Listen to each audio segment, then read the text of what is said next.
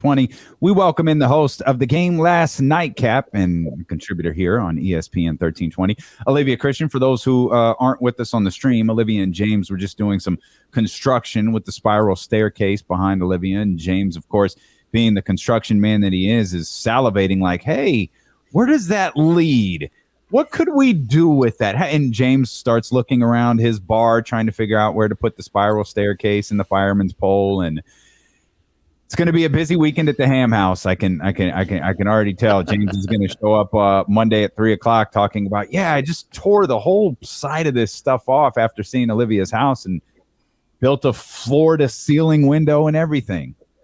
I apologize to your entire family that's going to have to deal with you while you build a fireman's pole and spiral staircase in your house. We'll see how that goes. I'll figure it out. I think I certainly could do it. And maybe I'll convert the basement. I'll put in like a wine cellar in the basement that has a fireman's pole that goes down to it, or again, spiral staircase that goes down to it. I love this. Like, for the radio audience, like, you don't see this. James is actually thinking about this. Like, he's sitting back and he is figuring out how all of this is going to happen. This is not a little radio gimmick. Like, you can see James is very, very deep in thought about the constructions he's about to do at his house. Olivia, we look forward to talking to you every single week. I was really looking forward to talking to you this week because I need to know how you felt about the All-Star Game, the Major League Baseball All-Star Game, and what your takeaway was from it. Well, I'm an old school baseball fan, so obviously I'm easily entertained by seeing old players, new players and their kids, just the whole festivities around it, the energy around it. So I liked it, but I also realized that folks who are younger than me would find this completely boring, even the home run derby. I didn't see them doing a lot to try to entertain a younger fan base. And that continues to freak me out because I love baseball and I want it to succeed. But they're continuing to market to fans that I think just are already fans. And we talked about this last week. Like, you don't have to keep marketing to folks who are in it. You got us. But you've got to bring a new generation of new fans to come and love this game. And I don't think they displayed that well over the last few days. We talked about this the other day regarding baseball. Their inability to allow to market themselves to social media. Like, they completely limit the amount of clips. Even their broadcast partners, they only get like 3 clips per game that they can put out. Like, why is it, do you think, that they haven't figured that out? Because they are losing this entire generation of, 15 through 45 of people who do nothing but social media, and they're obsessed with it. And the NBA does such a great job at it, and the NFL does a good job at it, but Major League Baseball just won't embrace it. I don't know. The whole league is really stuck in their ways, right? It's all like unwritten rules, and we did this back in 19 blah, blah, blah, so we're going to do that in 2022. And it's just because they've done it before. They've always done it this way. And so they will continue to do it this way. That's what I mean. There's no logical reason why they keep, marketing or not marketing to target markets. But one thing you mentioned is something that I learned a few months ago, and about not letting regional partners play too many clips from games. You only get, like you said, 3, and they can't be longer than 30 seconds. Yeah. Yeah. Even though I think our attention span, that's probably about right. Like, we're not watching clips super long.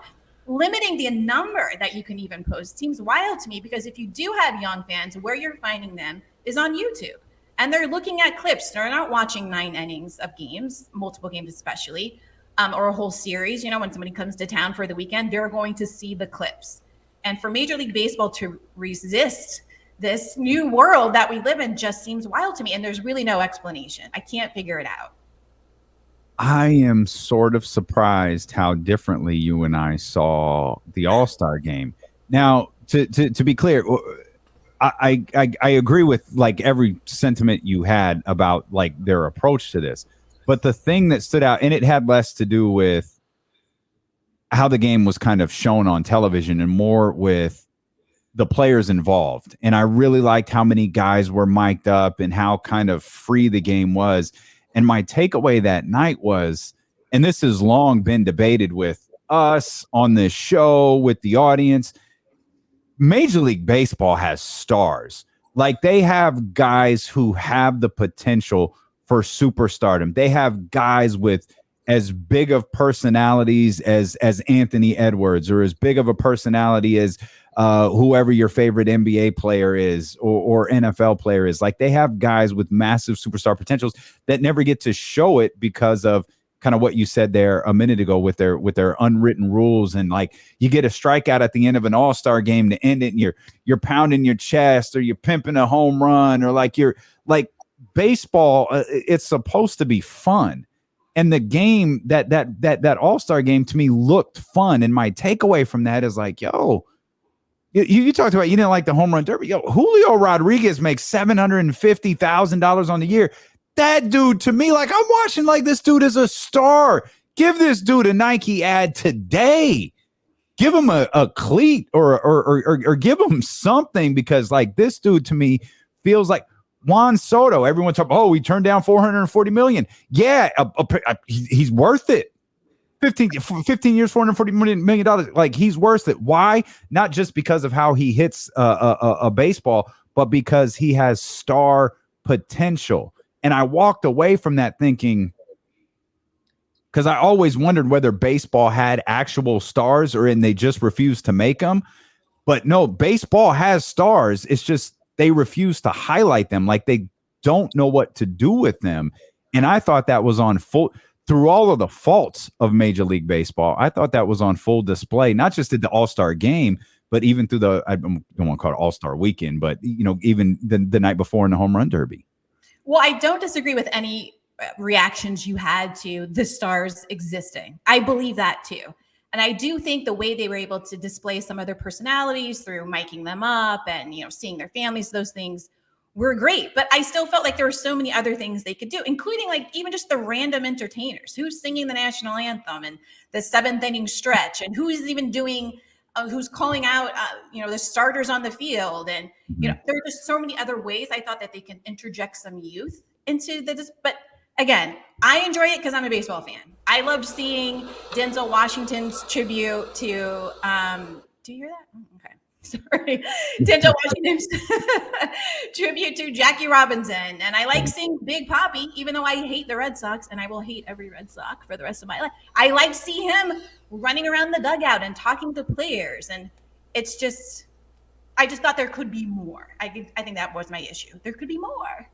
How do we fix it? Yeah, I think that's the question. How do you fix it? Because it's a dying sport, which is horrible. Because I am a huge baseball. My walls and my bar are nothing but, Babe Ruth and Willie Mays and Ernie Banks and everything. Like, I am a huge baseball fan, but it feels like baseball is stuck in that era. I mean, there aren't sports that you talk about that, like, literally just think of Babe Ruth still, like the way that baseball still thinks of Babe Ruth as the greatest player of all time. Yeah. George Mikan is not the greatest basketball player of all time. No one feels it. It's like baseball got stuck where they can't appreciate who the guys are now. And, a lot of them cheated to get where they were. And so it kind of crushed this whole group of players that you're not allowed to really embrace, the Barry Bonds, the Mark McGuire's, Sammy Sosa's, all these guys that are just kind of part of this dead era that you don't want to talk about. But it feels like there has to be some way to get out of like the 1930s and move forward. Well, I will refer you to my tweet thread where I gave a whole list of things that we could do. But a couple of things I just wanted to respond to. I don't think actual baseball fans care that much about the doping era. Yes, they were heartbroken when they found out some things. It's like, oh man, we had to put an asterisk by this guy and that league and that team, whatever. But I think diehard fans understand what was happening at that time, and they somewhat excuse it, right? Like, that was an exciting time in baseball. People want it back. Yes, like let them put whatever they want in their veins. Who cares? We need a good show. But I think baseball's problem, and again, I've kind of talked about this ad nauseum, even on this show, is they don't want to embrace the actual culture of baseball, which is influenced heavily by Black Latinos and African Americans. Now, there aren't a ton of African Americans in the league now, but we all know hip hop culture is where the country and where the world goes. And hip hop fans who rep their team with their baseball hats, with jerseys, with certain players, they can be embraced and integrated into this marketing scheme and get younger fans to enjoy the game. And that's what I was talking about at certain parts of the All-Star weekend, if you will, they could have interjected some youth there. And instead they went with the old timey stuff. But still I should say the players themselves are fun. They are amazing, talented. I mean, baseball is the hardest sport. You won't be able to talk me out of that. It's so hard to play. You have to be so precise. And I think the league doesn't even really tell that story that well. So there's a lot to be desired for the league, but I did enjoy it from a pure fan perspective, even though I sound like I hated it. I loved it. And my man, Giancarlo Stanton was the MVP, and that's how I say his name, Giancarlo. Yeah, he is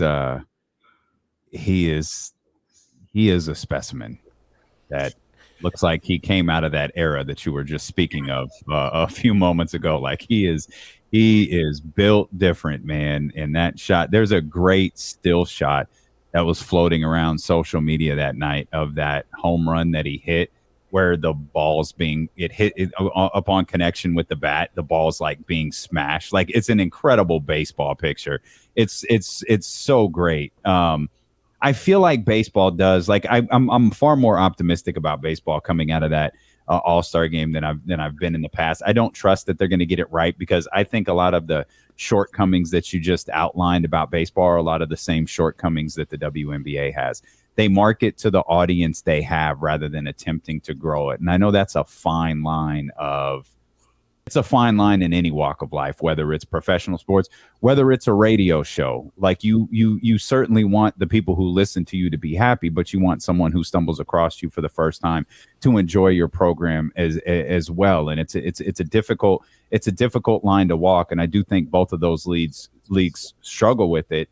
But in the case of Major League Baseball, it was highlighted, and you kind of just said it, by the shirt that Mookie Betts had on. And I can't remember if that was the day of the All-Star game or the day of the home run derby, but he was out there with the shirt that we need more black people at the stadium. And that, of course, sparked a whole other conversation.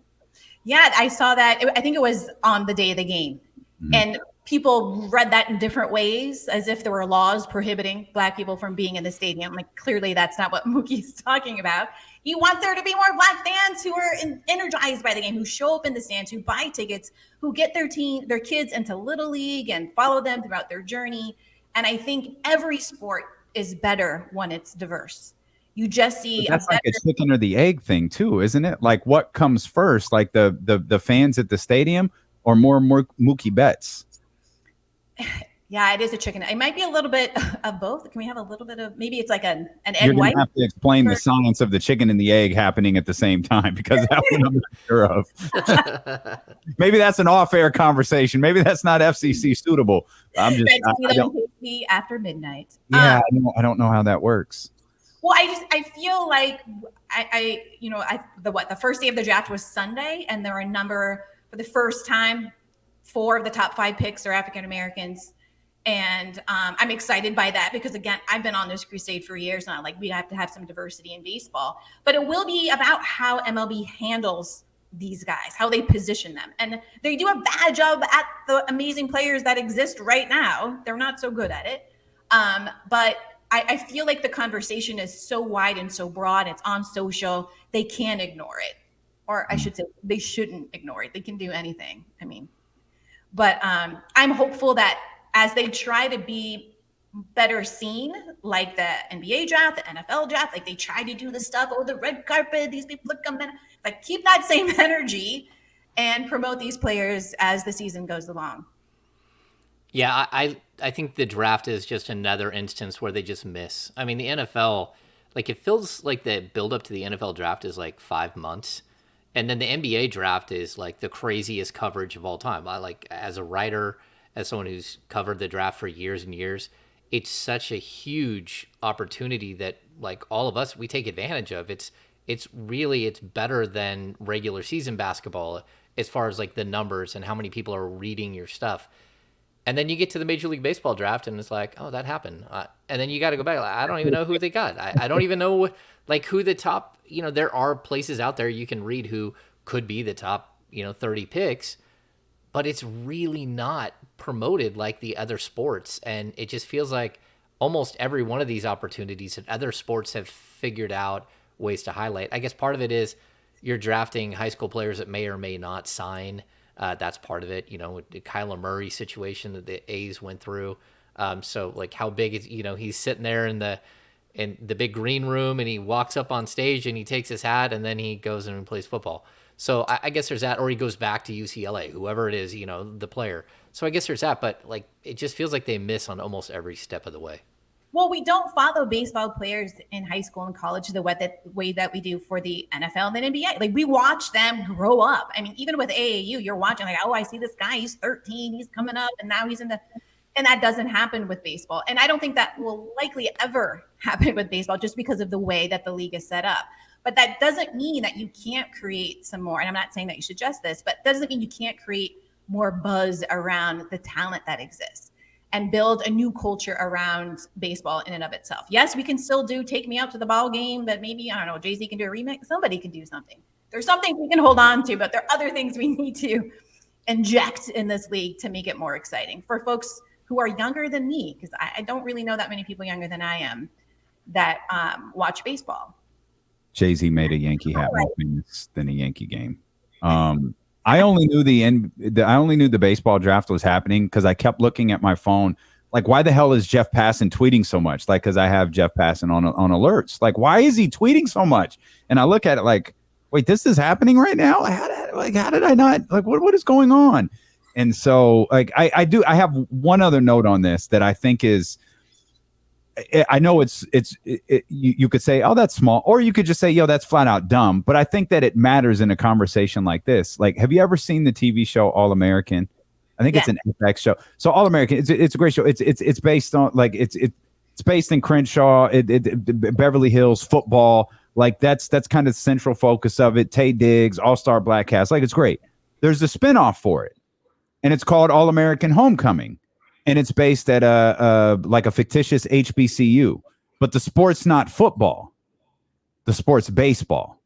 And I feel like that matters. Like, I feel like that's when I watched the first episode, I was like, this feels like a conscious effort by the writers to show like, look, this is an HBCU and this is baseball. And I know that's small and that's not even real life. But the depiction of black people playing baseball at an HBC, I was like, yo, I don't know what this is, but I feel like this is something. And I thought that was great writing. I think it's great. I'm going to go check out that show. But I don't think it's small, though, Damien, because I think it makes sense to plant these seeds. When I think about, the Cosby Show back in the day, we're not going to get into Bill Cosby. We're not allowed to talk about that. But I just want to talk about the show itself. There were so many people in the 80s, early 90s that were like, I didn't realize black people had children that they loved and they had careers and went to places they need to eat multiple times. You're like, yeah, and our blood is blue. We're the same as you. We just look a little different. We look, good year round with, not needing to tan, whatever. But the point is like they could see black people doing things and other black people could see black people doing things and aspire to certain things and aspire to go to HBCUs. And so I think when you have more platforms where you see it and it's a natural thing, black players playing baseball, it could open up opportunities for young athletes to go like, yeah, maybe I will pick up a ball and bat. Maybe I will join a club. Maybe I will play for my high school team. And it leads to more folks playing and diversifying, especially, again, African-Americans, because black Latinos are all over the league, Did you watch the ESPYs? I did. See, the Kings are catching strays we're catching strays from kids. Like kids are just like, here's some jokes from the whole family. Now Steph, we've gone the past, like telling Sacramento Kings jokes for Steph Curry is beneath him because now it's his kids that are laughing at us and his wife that are laughing at us. Like, why does it feel like everybody is throwing shots at the Kings this week? I don't know. I felt bad. I mean, I like Steph and the Warriors. I'm like, oh, you didn't need to say that. But just to make sure that we're clear, they didn't say that Sacramento doesn't have fans. They said the arena.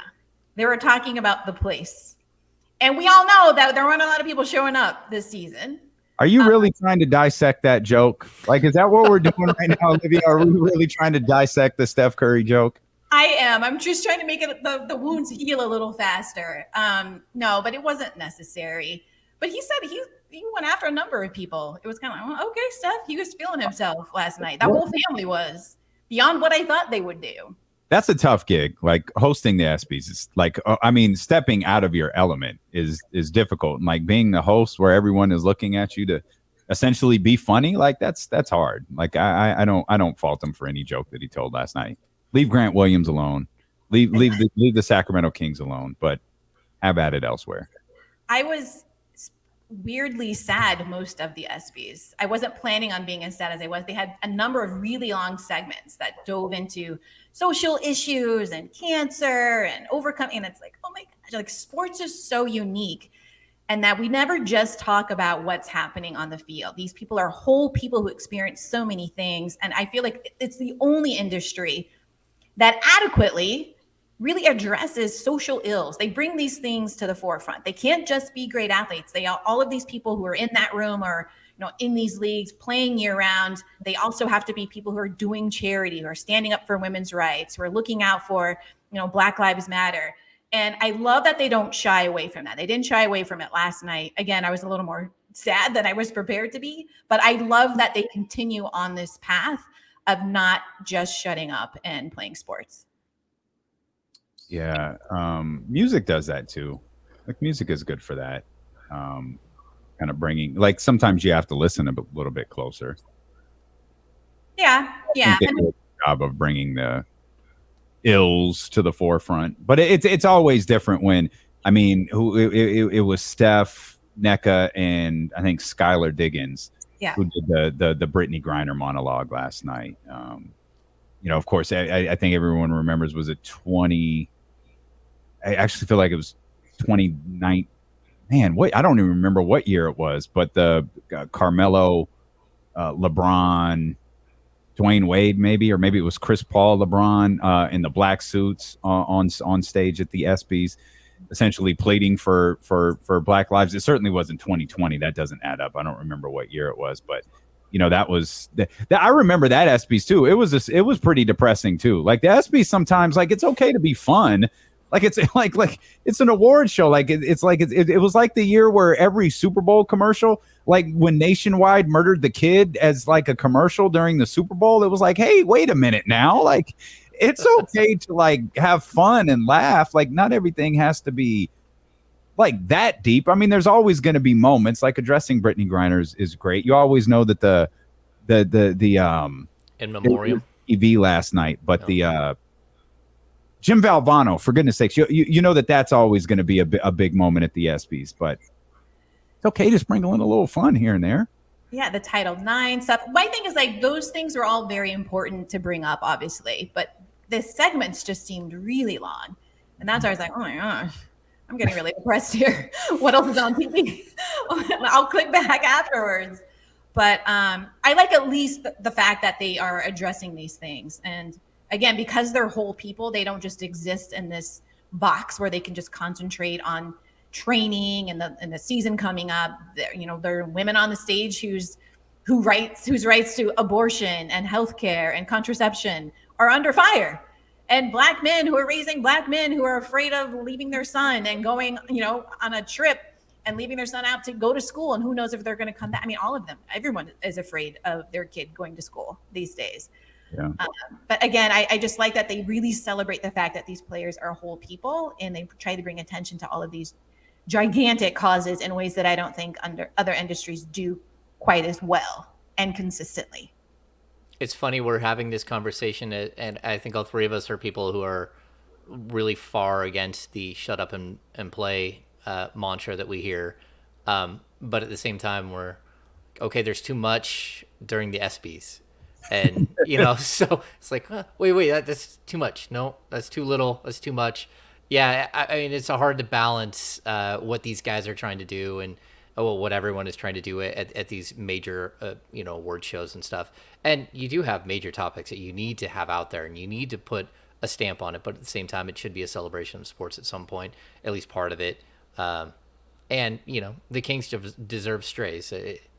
That's the way it goes. I mean, even myself as someone who covers the team, when they decided to do the kicks cam, like, why would you possibly do a kicks cam and show that there's no one sitting in the seat in front of the person and they're showing their kicks? They got them up on the seat in front of them because there's no one else in front of them. Like, that's probably not a great great ones. So let's go back. In theory, that was a really good idea. In practice, maybe not the best idaya. Section 212 wins car washes. They pan up to 212. There's 4 people in this section. Like quick quack just got off easy. Like I don't know what you're trying to show us here. Olivia, you're the best. Make sure you follow Olivia across all of her social media platforms, including her new TikTok channel, where you can catch the Game Last Nightcap. Olivia, we appreciate